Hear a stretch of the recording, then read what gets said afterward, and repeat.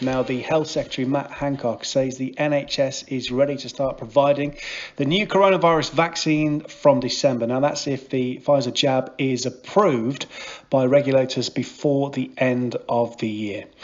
And the plans announced earlier today, if it gets the go-ahead, vaccinations would take place in care homes, venues such as sports halls and clinics, which would be open 7 days a week. And GPs would also be given an extra £150 million as part of the rollout. I just want to be clear to the House. We do not have a vaccine yet, but we are one step closer. There are many steps still to take. The full safety data is not yet available, and our strong and independent regulator, the MHRA, will not approve a vaccine until it is clinically safe.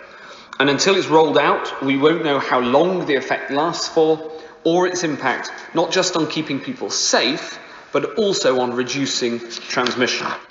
Now, this comes as England's Chief Medical Officer, Jonathan Van Tam, has warned that any vaccine for COVID-19 will not be produced in time to deal with the current second wave of infections. And Shane Brennan is Chief Executive of the Cold Chain Federation, which has around 150 members, joins me this evening. Hi, Shane. Hi. Thank you very much for being on the show. Appreciate it. Now, your members deal mainly with food, but of course you understand the kind of distribution process required here. How difficult is it?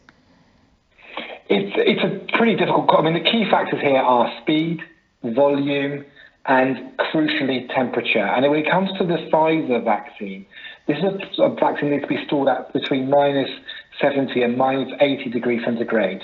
Now, that is very, very cold. The only really way to keep product that cold is effectively to put it in hermetically sealed boxes and packed with dry ice for a period of maybe 5 to 7 days while it moves across the world. Is there anywhere in the UK that has storage with such a low temperature? No, not really. I mean, there will be some places that have got freezers linked to laboratories and things like that, but it's not a case of putting it into a big warehouse and keeping it down at that temperature.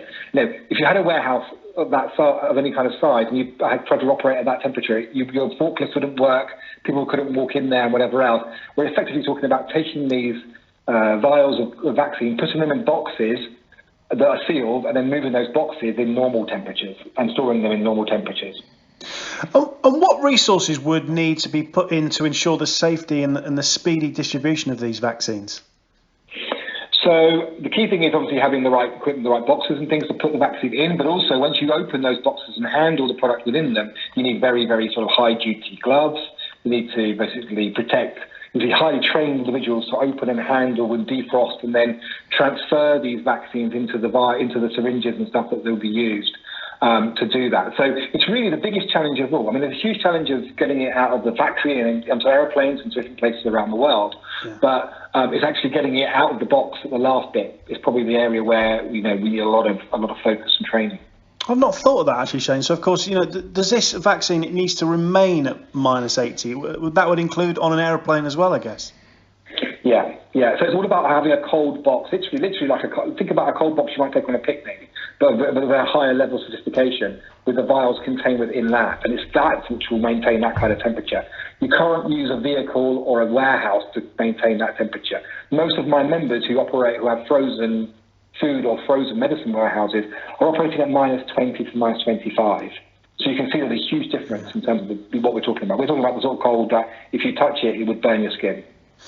And Shane, can you put a rough figure on how much this distribution would cost? Is it in millions or billions even? It's in billions, but the cost is really because effectively because the demand for this is so immediate, we're effectively talking about essentially a massive courier service where we're going to be loading boxes at a factory in Belgium and then flying them to GP surgeries across the West Midlands. Sort of direct from the factory. So that is there are no economies of scale in that. So it's a very expensive process, as well as all these sort of equipment requirements to make it work. And of course, earlier in the week, this vaccine was announced, and it created that light at the end of the tunnel, which I don't think we need to put that light out just yet. But between now and people getting this vaccination, having spoken to you tonight and done some reading, there's so much work that needs to go into place. And you talked there about, I didn't even think about the training of people to actually deal with a vaccine of that temperature. So there is a lot more work to do. Absolutely, and of course this is not the only vaccine. We're very hopeful that there's going to be other vaccines that come online, and some of the other vaccines in development won't be requiring the same sort of temperature, just ordinary fridge-style temperatures for something like the Oxford vaccine, for example. So as we get into 2021, there will be hopefully a number of different routes in which this vaccine will work. And one thing I will say is the sorts of supply chain professionals that work in the cold chain are absolutely up for the challenge, and they'll get the job done. I bet. Shane, thank you very much for your time tonight. I really appreciate that. That's Shane Brennan, who is the Chief Executive of the Cold Chain Federation. We've got around about 150 members.